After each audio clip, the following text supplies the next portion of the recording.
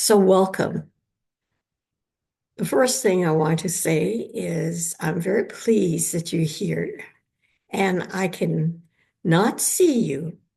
And if you're willing, please turn on your video by going down to the bottom on the left side. Because it'd be great. Thank you, Patricia. I love that. I said that and there you are. Okay. And anyone else. Um, we will encourage them. Hey, is it Kendall? Kendall, wonderful. Thank you for showing your face.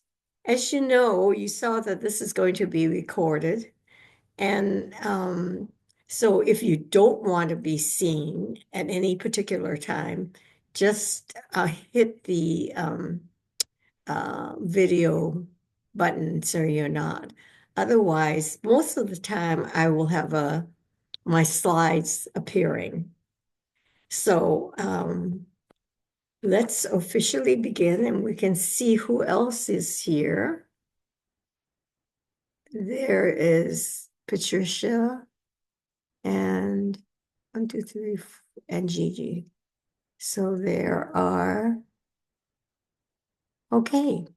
Well, there are more signed up, but you know what? If you three are it, great. I'm very glad. So we'll begin by moving to my sharing my screen. Oh, and I can't do that right now because for some reason my slides are not appearing. Okay, let's see whether we can do this again.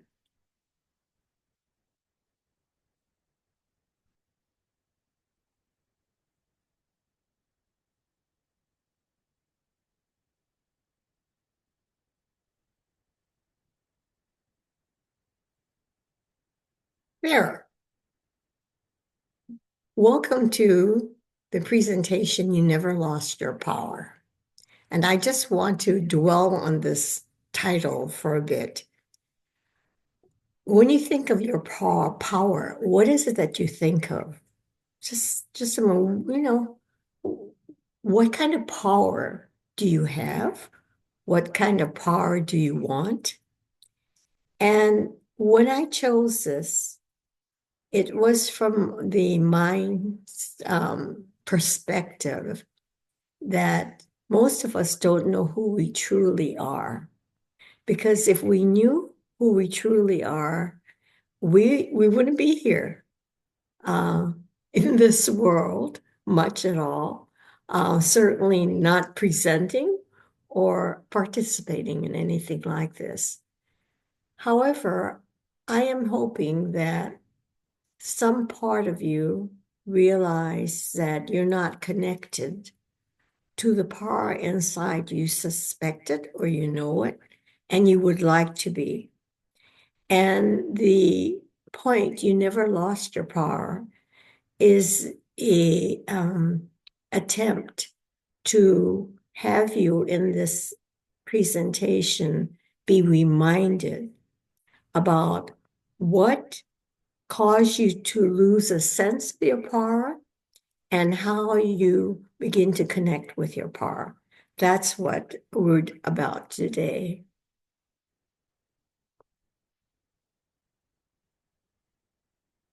All right, so in this welcome portion, I want to make sure that we're creating a safe, sacred space so we feel that we can share, we can be as present as we can be, and vulnerable, so that what needs to come forward in you does. And so that you feel the space to share. So by participating, I am assuming you agree to confidentiality. That is, no one's name goes out from here as if you should talk to anyone. And then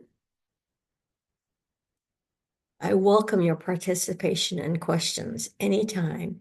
You can raise your hand if you're on the screen, or you can raise your hand by finding a place in the bottom of your screen to raise your hand. And you could ask your questions in the chat, and I'd like to answer them after each section. And yes, but if not, anytime. This is about my responding to you and what you need. So to create a safe place, I would like you to close your eyes for just a few seconds and begin to pay attention to your breath. Feel the air that moves in your body, that is your breath. Because when you do that, your breath becomes deeper. It's the principle. When you focus on something, it becomes more. In this case, it's your breath, which is so necessary for our bodies to maintain and regenerate. So by watching our breath continually, we're breathing deeper and deeper, aligning ourselves with the physiological process of keeping us alive.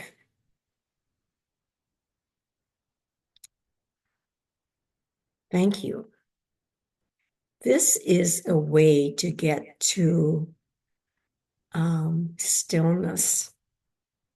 And from my experience, it also brings us to silence or a stillness that we can know presence with a capital P. And ultimately, at the end of tomorrow, or most of tomorrow, we will be talking about presence with a capital P.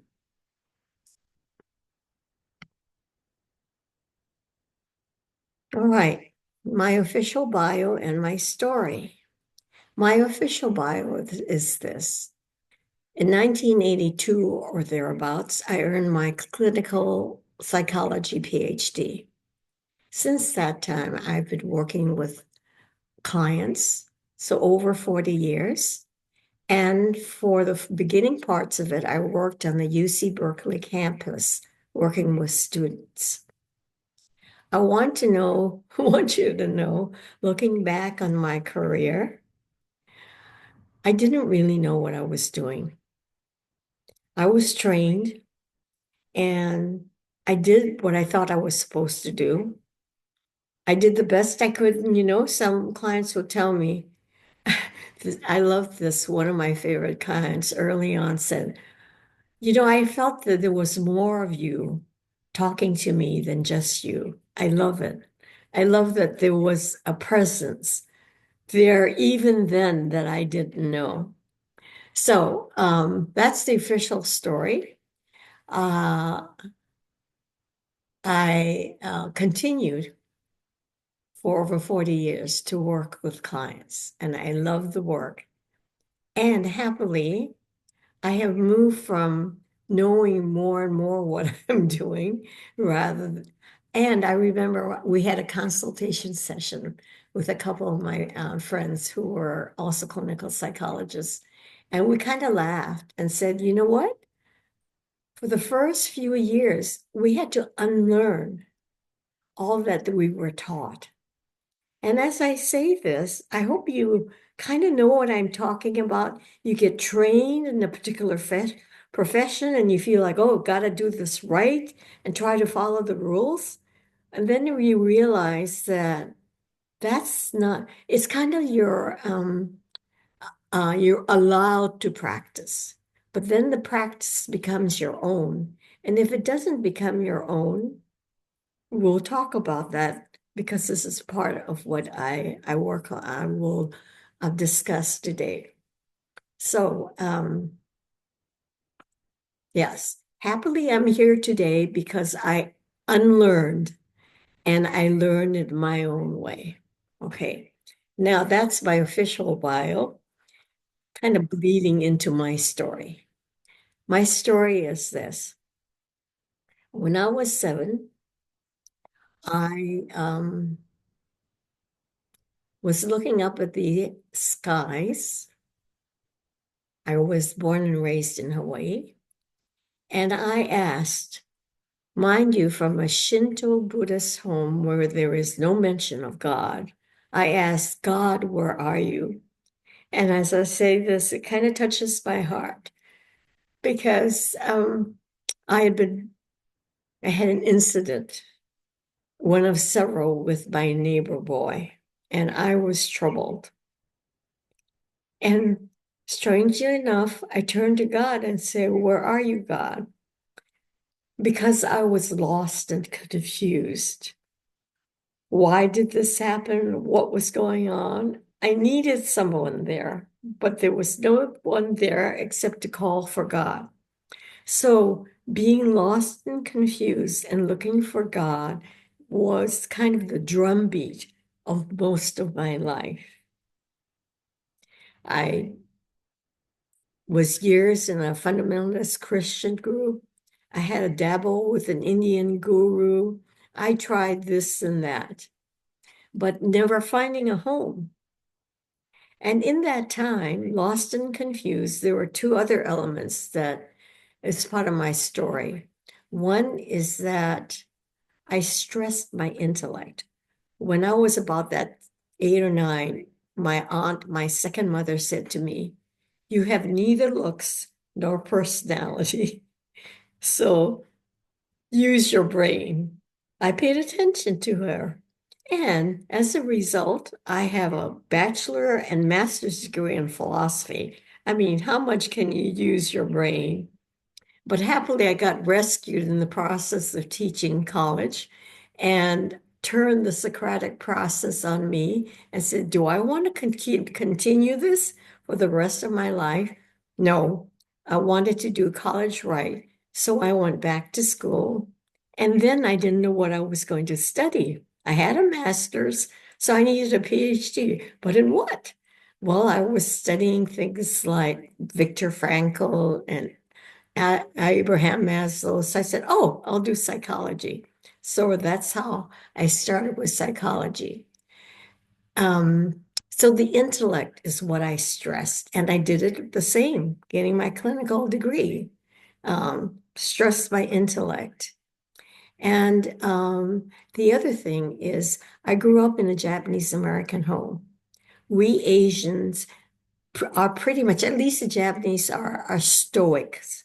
What this means is we bury our feelings. So although inside I was lost and confused, I just floated on the outside. I was fine. I needed to figure out how to be successful. So I did the conformist thing, took a traditional path, and there I was as a successful professional. And to everyone else, I was succeeding at all levels, but they didn't know what was happening in my heart. And if you looked at my heart, you would have seen 2 broken marriages and throw in some relationships in between. And for the most part, they were relationships of betrayal. And that's a whole nother story. But I didn't know how broken my heart was until 10 years ago, when intuition broke through my intellect and said, listen to the cries of your heart. Mind you, I never had things speaking to me that way, but I was entranced. And so I obediently started writing. I was supposed to be writing a chapter, and I wrote that. And then it turned into a book because I began my personal journey to heal my heart. I thought it was all about the brain, but here I turned to my heart, and that journey is why I'm here today, because it also, 5 years later, intuition said, you have to study this. I was in the middle of a challenge and I didn't know what this was, but it was MAP, make anything possible, which is the method that makes anything possible. So now I had everything I needed to work. doing the work that I do. And in the course of doing this, in the last period of time, I've come to a point where I have healed my heart enough so that I am connected with my heart. And when I have that relationship, I speak from my heart. I am in touch with a wisdom greater than mine. I'm in touch with spirit. You know, the Teilhard de Chardin has this phrase, you are not human having a spiritual experience. You are spirit having a human experience. I'm constantly reminded of that because when I move into my humanness, I'm full of fear, full of doubts, anxieties, and being lost and confused. So that's my story, and that's why I'm here today because I don't have, I would like to help you use some of the keys I have acquired and not spend decades of your life as I have, spending tons of money. In fact, I have never confessed this in a presentation, but about 15 years ago, I had spent myself to having to file for bankruptcy. $100,000 was forgiven in that. That's how much I had invested trying to find the answers. And in that period of time, no answers. It took intuition to lead me through a less expensive process, but meant going into my inner world. So, all right, enough of that. I also want to introduce you to Beth, whom you can see on the screen. Beth is wonderfully one of my sisters in a sisterhood that I participate in, that we are being helped to show up in the world with our gifts and our services. And happily, I have Beth's support today. I am delighted because I can only pay attention to so many things at once. She will let me know if you're saying something in the chat. And if you raise your question and have anything like that, I want to participate. Okay, so let's move on. And oh, yes, here is where I introduce you to the three things we're going to talk about today. How you forgot your par. I'm at the end of today, I'm going to say I just picked three things about how you forgot your par, but there are many, many more. But I wanted to introduce you to these three. And yeah, as you can see, it's about the intellect, which we've talked about before, just previously. I'm going to talk about the voice of the inner critic, the negative critic. And then I'm going to talk about the oppression of the ego, the small self. And I'll explain why and how each of these factors play in how you forgot your par. All right, I think there is something in my script here that I am supposed to do. Okay. I would like you to say yes in the chat if you felt or feel what I felt so long, lost and confused. So yes in the chat. If now or in the rest of your life, you know what it means to feel lost and confused. And I'm seeing there are people saying yes. Wonderful. Then we were in the right crowd together.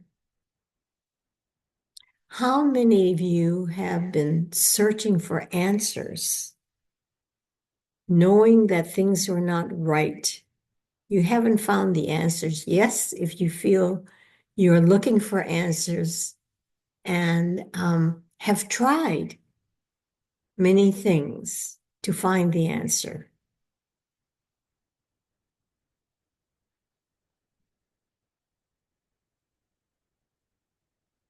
All right, let's see.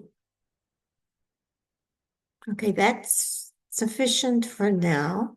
So I will move on to the next. Time for self-reflection. What is your day like?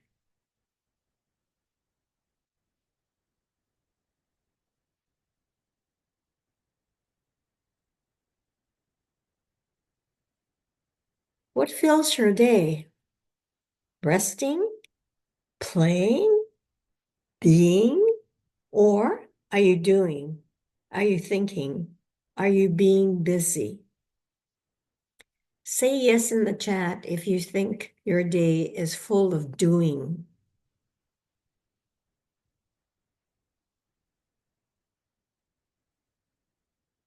Are we getting any yeses? Yeses. Good. You're in the right crowd. Who recognizes that a lot of the time you're thinking? Yes in the chat if you admit to be thinking a lot. And finally, yes in the chat if you are being busy. The end of the day, finally not busy, but maybe even then you keep going. Yes in the chat. Beautiful. Now, why is it that we spend so much time doing, thinking, and being busy? Who is in control? What is in control? This is what is happening. Kind of preview to tomorrow. What is in control is your subconscious. Only 5% of what you are seeing, thinking, feeling, and being aware of is conscious. The rest of it is subconscious. So everything in your subconscious, all the habits of thinking, of doing, being busy, all the beliefs of why you should be doing all of this, all the strategies that keep you on the same track, they were all in the subconscious. So in order to change things, we need to know what to do about the subconscious. So that's a hint about tomorrow. That is it, who is in control. But let's talk about that which we can be conscious of. Here's an alternative. In this space of a day, how many of you can feel connected to your heart? How many of you have feelings? Are you compassionate? Do you have intuition showing up? Imagination, inspiration, curiosity, creativity, play? Any of these things? Say yes in the chat if you think you might profit from having more heart, having more compassion, more intuition, all of these things. Beautiful. You're tracking this with me. Thank you. All right. This is the kind of teaching part of this segment. If you think about it, think about it. There we go again. We have to think about it. How did it all start? How is it that we paid so much attention to our head, our brain? Well, you may have had an aunt like mine who told you that that's what your saving grace was, but that's what our culture cultivates, doesn't it? Science, the thinking mind, is revered in our society. And when you think about it, when you see that science changes the result from month to month or year to year, you might think, hey, does science really know? But most of us don't even go there. Um, when you're in school, what do you study? You study um, science, math, history, all of that. It's all about feeding the brain. In fact, so much of our public schools are about passing tests that students have to pass in order to make sure that they move on to the next grade. And it's always about facts, the kind of intellectual knowledge. It's never about the heart. There is only by example will a teacher begin to show that the heart is important. But there's never a time in school, I never had a time when people would say, hey, let's talk about when you're upset. What's going on for you then? What do you wish would happen when you're upset? You know, talking about feelings, or even parents, a rare parent talking to a child, instead of saying, oh, I'm sorry you're upset. Can I talk? Can you talk about it? Can we sit together?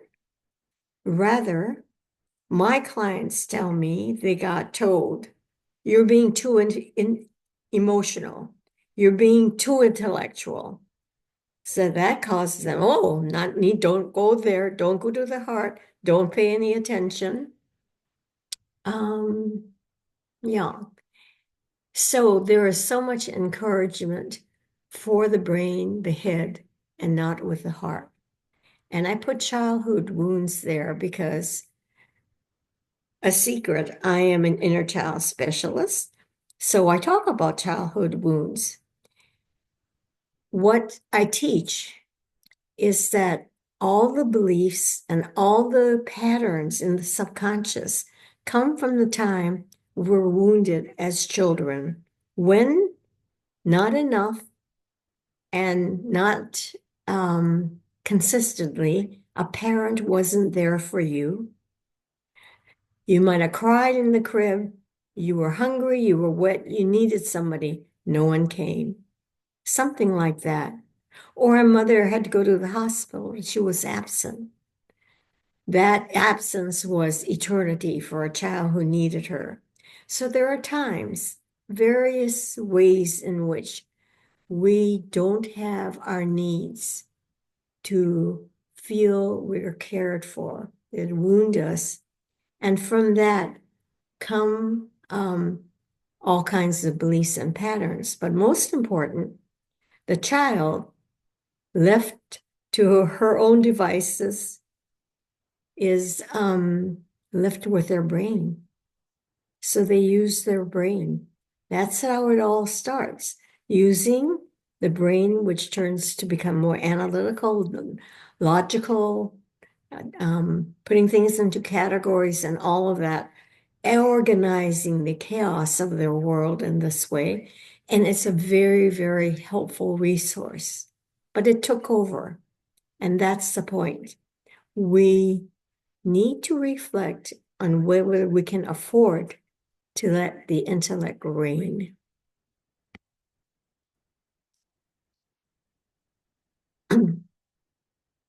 So this is what I believe I want to say.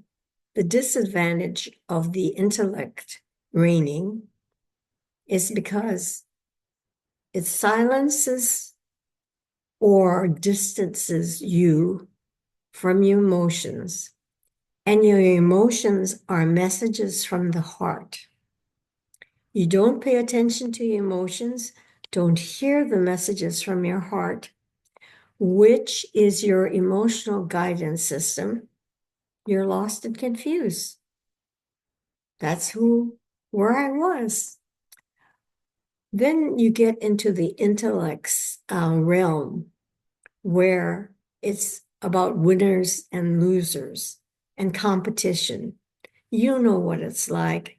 You're in the school, a classroom, you know the good students, A, B, C students, you know what track they're on.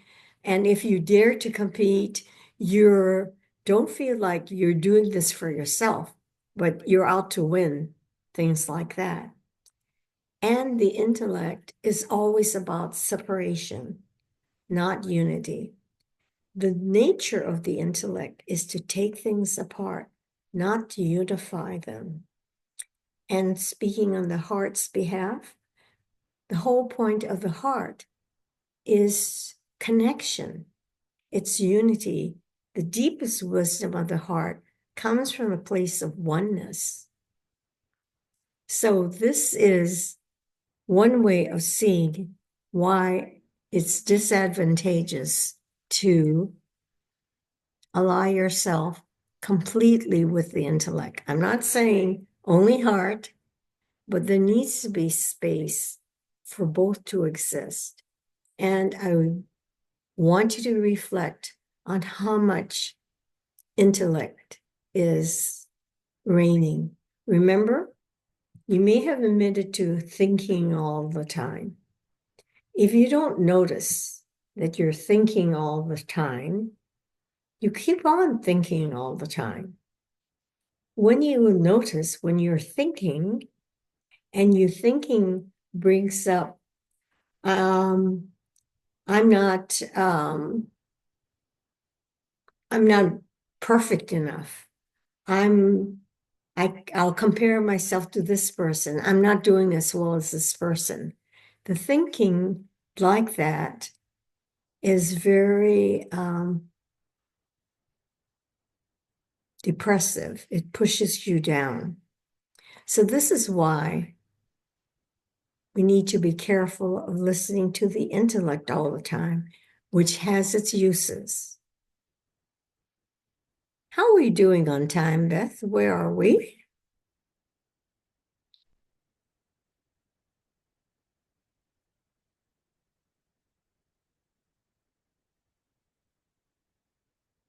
We're at 11:38, so we need to move on. Thank you for that. Any questions or arguments or anything that someone has about this section, about the intellect?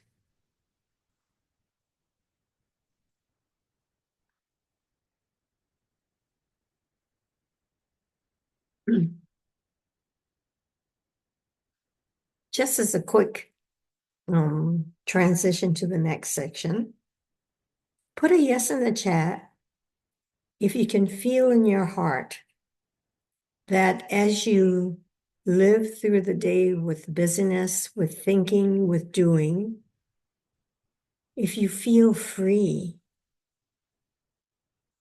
if you feel that you are seen, if you feel real, put a yes in the chat. If inside you feel caught in some chase that you didn't know you were participating, or in the course of all that you're doing, no one really sees you because you're not connected with someone that way. And if you feel that somehow the real you is not showing up, put a yes in the chat. Any yeses to any of these? Okay. Now we move on. Thank you for participating. Before we do that, we have a wisdom quote. The intuitive mind is a sacred gift, and the rational mind is a faithful servant. We have created a society that honors the servant and has forgotten the gift.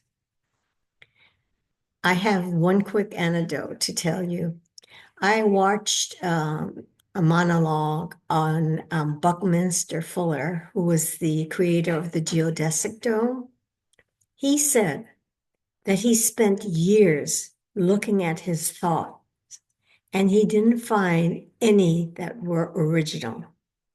So everything you think It's because someone said it before, you read it before and everything. It's not your original thought.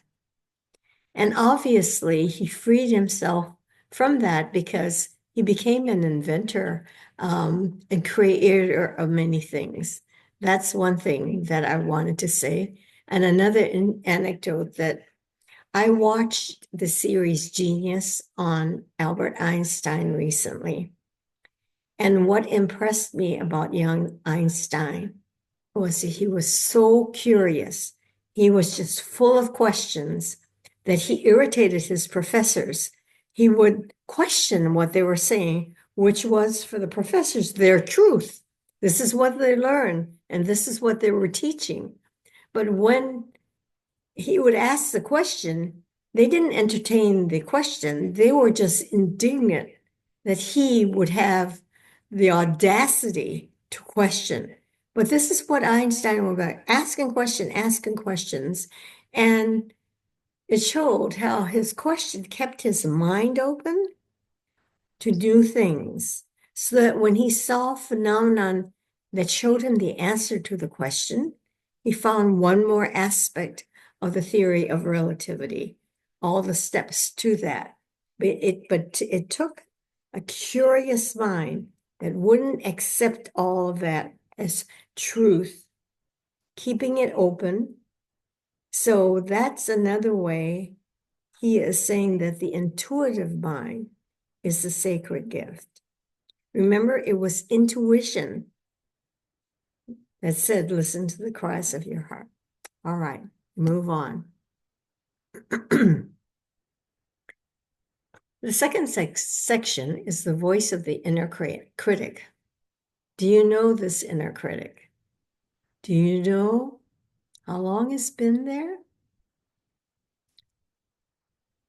So, Beth is smiling. I wonder why. So, say yes in the chat if you know this voice, the inner critic that says, not enough, you're lazy, you're incapable, you're worthless, undesirable, unloving, any of that, insignificant. Do you know this voice? All right.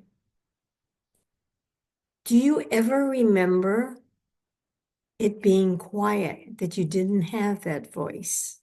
When did that voice get started? How long has it been there? I think it kind of takes awareness to see, oh my God, here's this voice. Okay, here's another point.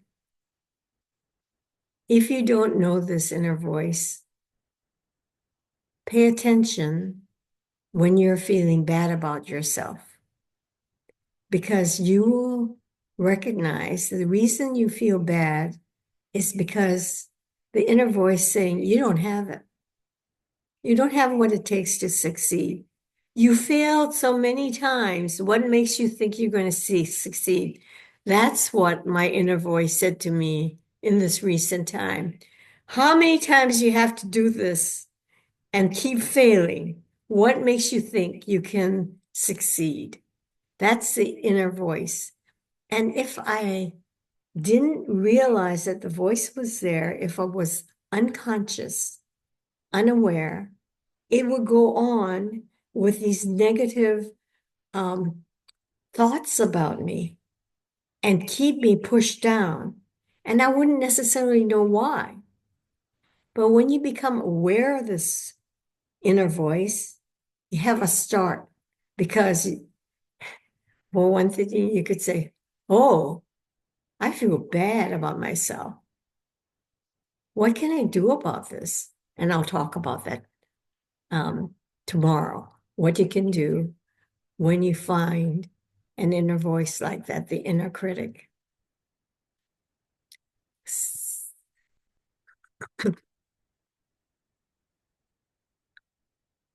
One of my early teachers is a man, Don Miguel Ruiz, who wrote the book, The Four Agreements. He talks about what has happened is that we have the book of law, the big judge, and the victim who rule our lives. We are no longer free because the judge, the victim, and the belief system don't allow us to be who we really are. Once our minds have been programmed with all that garbage, we are no longer happy.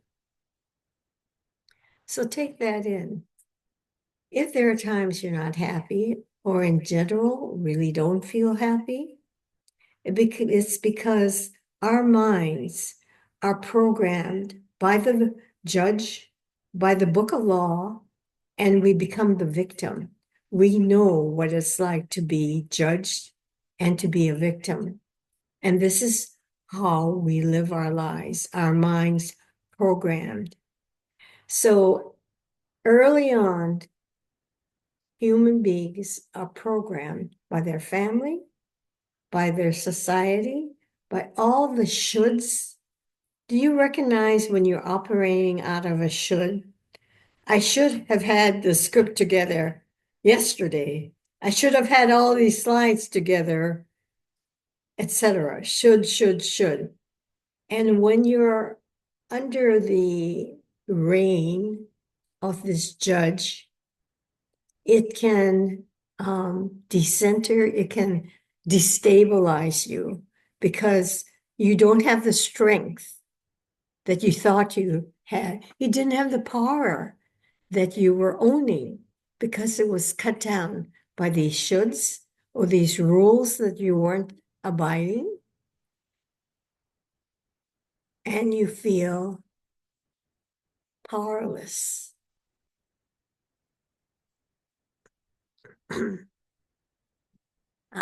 We went to this before I'm ready to do this. So let's see what kind of yes in the chat we can do here. So how many of you hear the negative voices that I have described? Do you have a negative critic in you?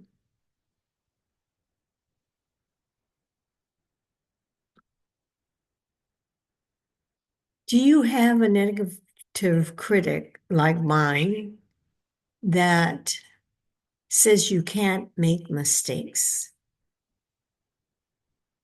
And when you make mistakes, woe is you. It's a sign of perfectionism.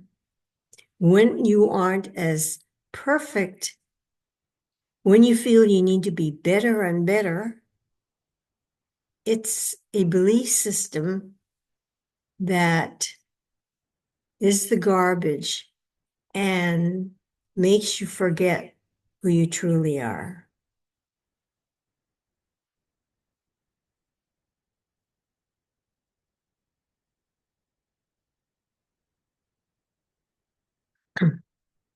All right. Now you're going to use your imagination just for a minute. And I want, oops, there's a mistake there without this critical inner voice.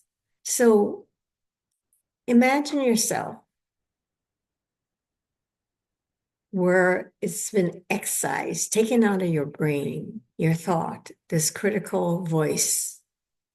And instead of that, you have a loving, kind voice instead. So imagine you going through a time that you felt upset, emotional, or down on yourself in some way. And imagine like a fairy godmother coming in, looking at you, seeing you with compassion, and emitting that kindness and presence, and feeling you absorb this kindness and compassion. Imagine it the best you can. If you have the critical inner voice that's saying you're not doing a good job with this, let it go. It's time for play. There are no responsibilities. Just imagine the best you can. Or like in this picture, imagine yourself being held by yourself. You are okay. You are innocent. You are good. You're not to blame. You're not at fault. You are beautiful just as you are.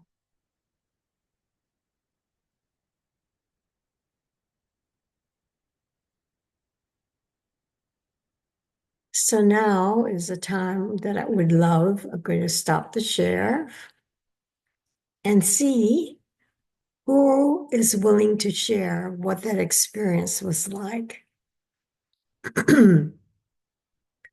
Gigi can do that by putting in the chat what it was. Patricia, you willing to share what that was like? Was it a struggle? Did you get there? How did it feel? It felt very lifted. Like constraints were lifting off of me. What lifting off you? Constraint. Oh, Constraint. beautiful. Yay. Kendall, are you willing to share something? No? Beth, do you care to share something? Just felt really sweet. And I even did what the picture was doing. I just took a moment to really love myself. Uh-huh. And that felt good. Yeah. Oh, thank you, Gigi. Hey, wonderful.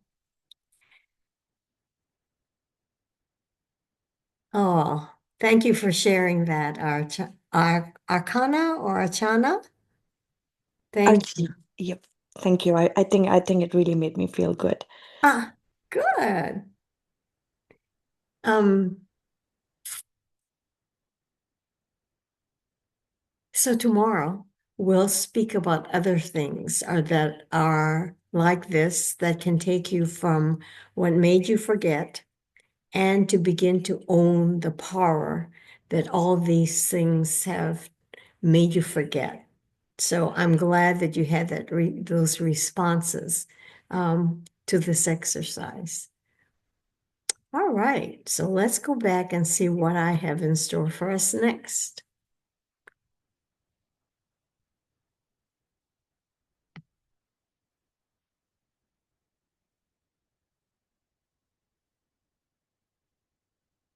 All right, as promised, we have the third section, which is the oppression of the ego, the little self. In psychology, there's a term called ego strength, and it's used in a positive way because without ego strength, people can't function. But I don't want to use ego in that particular way, but as the little self. When you say someone's so egotistical, I think we can see that they need to feel important. They need to have the attention, and their ego is taking over. That's the little self that I want to address. And I do this because I want to indicate that when I work with my clients and myself, I have the spiritual element besides intuition, and maybe I'll just say it right now. Intuition is for me the voice of the divine. Since it's been so powerful in directing me to what I very much needed and connected me with my heart, opened my heart and my possibilities, my gifts, I feel no hesitation in saying I was divinely led by my intuition. Now, I say this because another set of the studies I've been doing, one is called A Course in Miracles. In 1970, two psychologists were in a space that they wanted some answers. And Helen Schumer started receiving dictation, long segments, which her colleague typed up for her. So for years, they gathered this.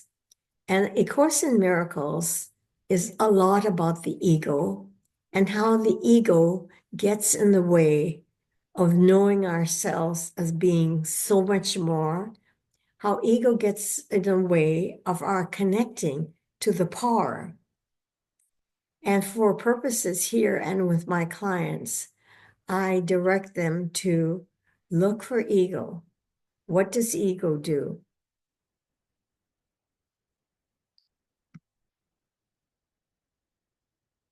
Here is Deepak Chopra talking about what the ego is. The ego is not who you really are. The ego is your self-image, your social mask. It is the role you're playing. It strives on approval. It wants control. And it is sustained by power because it lives in fear. I'll give you a moment to absorb that. It's your self-image. It's what's caught up in all the roles that you play. And it thrives on approval. You need that approval. Ego needs that approval. And ego wants control. And ego lives because of fear. So, taking this point of view, I am constantly watchful for ego to show up. If I find myself down because I'm afraid, full of doubt, self-doubt, I might say, oh, what did I hear from ego? And what ego may have been replaying, all the times you tried this, you failed. What makes you think you're going to do it again? That's ego's voice. And when I see this, I say, okay, I know that's your script, but I'm not paying attention to you. I'm going to choose hope and love instead. And then when I did this recently, I found an inspirational quotation that put me right back on track.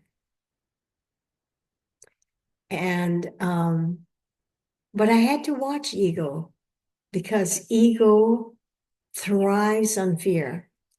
In this time in the world, as you know, there are so many reasons for us to be afraid. I'm just thinking now how I am tentative about driving and the practical circumstances where my eyes were not focusing properly. But it made me very tentative driving, so I ceased to drive much. And I had cataract surgery, another adjustment to go through. So I'm very tentative on the road. I am anxious and fearful. And I have not put this together until right now, that anxiety and fear is just an aspect of all the fears there are in the world, of what you cannot control.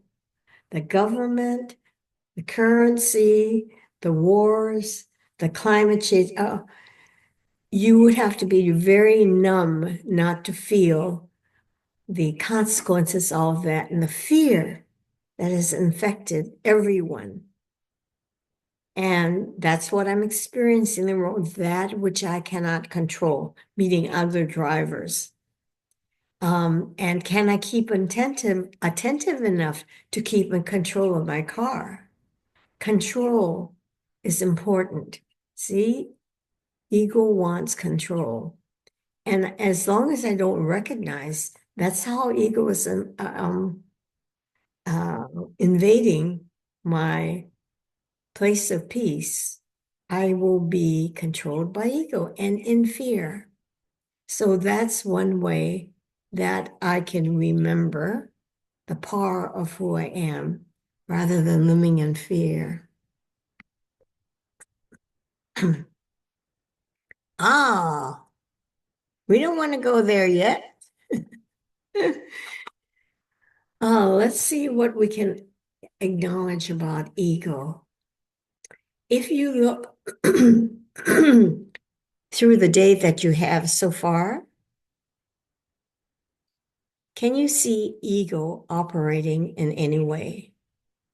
And as I say this, I realize that it's also intellect operating.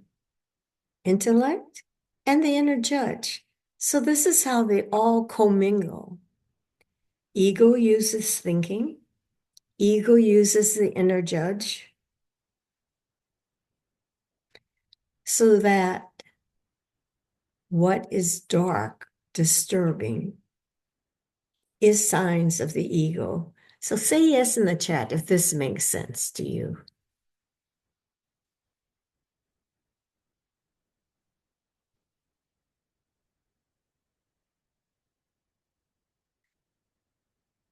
Any questions about this?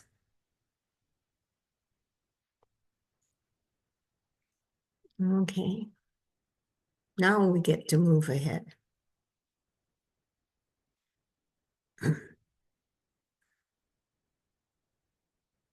Imagine a place you can go to. Imagine instead you hear, you matter. You're allowed to feel. You are worthy. You're not stuck. You can choose differently. I remember the very first spiritual teacher I had, and he said, there are only, every moment you have a choice between love and fear. If you're not with love, in peace, you're in fear with a lot of conflict and disturbances and struggles. When you become aware, you can move. Oh, I can choose between love and fear. And I'm in fear. I want to choose love. Even to say, I choose love will make a difference because you have escaped the grasp of fear. So with that little segue, go to your place of imagination and hear from somewhere, maybe your compassionate heart that says, you are worthy. You matter. You're allowed to feel. You can choose differently. So just dwell in that space.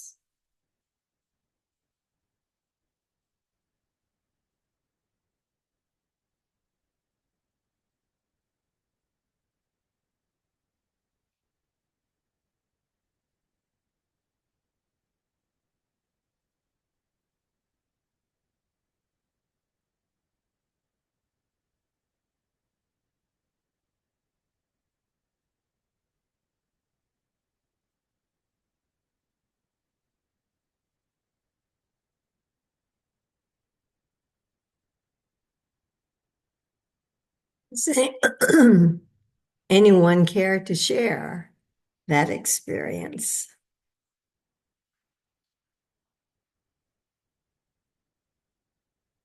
Was it similar to your previous experience where you had a kind, compassionate voice? Janelle raised her hand. I don't know if she wanted to speak. Janelle, did you? I had a question right before she said, "Does anyone want to share their experience?" So it was not related to the experience. No, go ahead and ask your question, Janelle. Okay, hi, my name is Janelle. I first got interested in this Zoom event because, it talked about getting your power back. And that's something that, my inner child has been struggling with for years, which is, feeling weak, intimidated, fear, powerlessness. And so I just wanted to know if you had any tips or any kind of practices that would be helpful for someone who has been battling fear for so long. I appreciate your question and all the vulnerability you express in saying what you did. Tomorrow, I am going to, as I've said, provide how to claim your power. And one will be a whole segment on the inner child. Because as you recognize, or maybe you don't, that so many of the beliefs and patterns that are in our subconscious that inform the adult scripts that we're running require a healing of the inner child. And I'll talk about different ways that I use with my clients. Just a moment to share, I run a group, and one of the women there said, she said that I can't tell you, I don't know how it is, but when you work with my subconscious, my inner children relax. And I had two very upsetting things happen to me, and I didn't freak out. I don't know what you're doing, but it works. And it was so funny and I said, well, this is how it works. But that wasn't what she wanted to hear. I mean, eventually she did, because my point is helping each individual own their part. I'm not doing it. They are working with me so that they own their part to heal themselves, heal their inner child. And we can get into that a lot more tomorrow. I welcome all the questions. Yes. Yeah. I know that you've said it, multiple times about tomorrow. My only thing is that I have to work tomorrow at the time of your Zoom. And so are you sending out recordings? Yeah, Janelle, I will be sending out recordings as long Okay. as Beth reminds me to hit the Okay. record button. Yeah, I will, just as I will this one as well. So, Okay. yeah, All thank right. you. Well, perfect. Thank you so much. I know I can't attend tomorrow, so I tried to ask my question today. Good. I'm glad you did. You took initiative and asked what Mhm. you needed, and that's important. Thank you. Thank you. Uh-huh. So, anyone care to share what that experience with having a different voice come in? You are worthy. You get to have your feelings. Anything, did that touch you at all? Good. Thank you, Kendall. Let me say one more thing. All these things, ideas come to me. Exercises like this, which you certainly can do on your own or with some kind of guidance, um, begin to put you in a place of positive sense about yourself, expanding.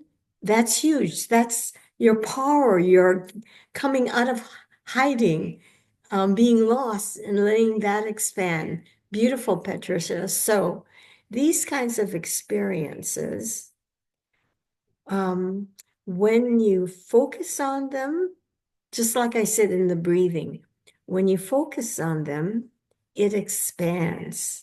It makes you feel good. You feel relaxed of the pressure that you put yourself under.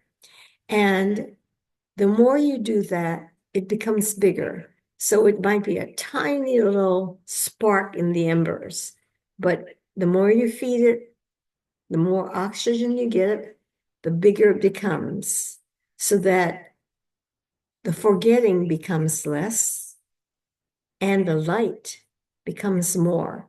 This is what we'll be talking about tomorrow. Okay. Let's go back to finishing up with my last sharing.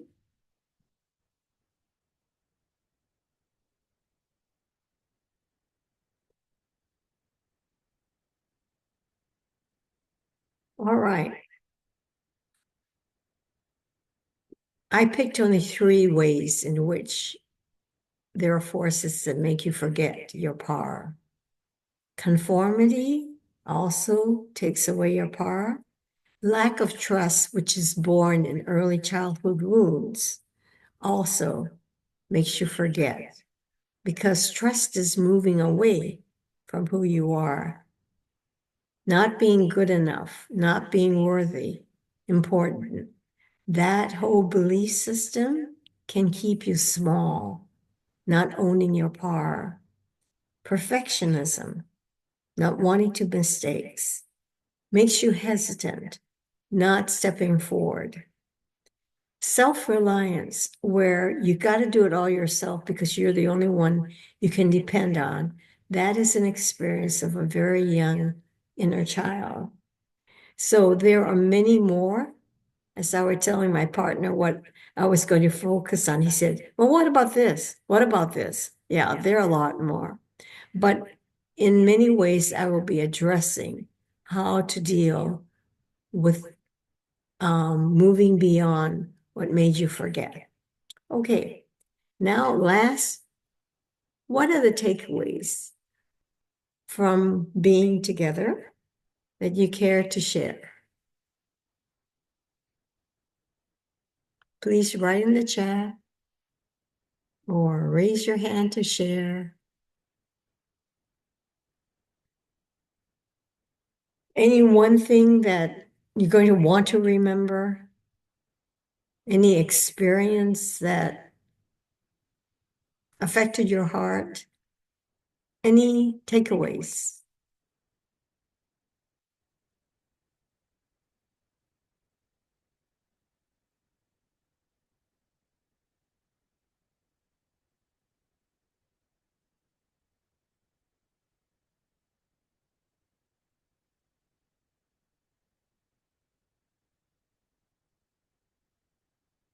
No takeaways?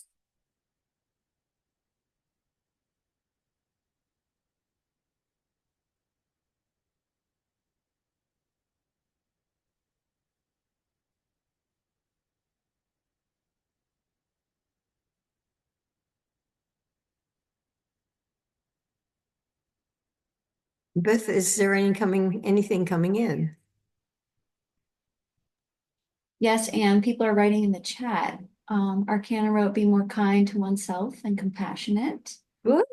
And then Gigi wrote, in order for me to be on alignment with the best version of myself, I must be tuned in with the kind voice in my heart. Yay!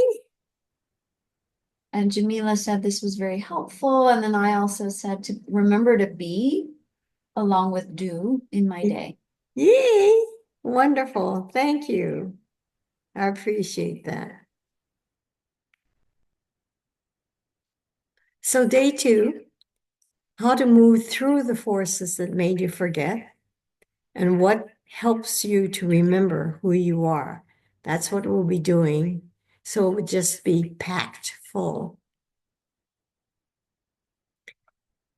I want to thank you for being here and participating. And here's an assignment. Choose, it's kind of like Mission Impossible. Should you choose to accept it, in the next 23 hours, see if you notice the forces in your life that make you forget the power.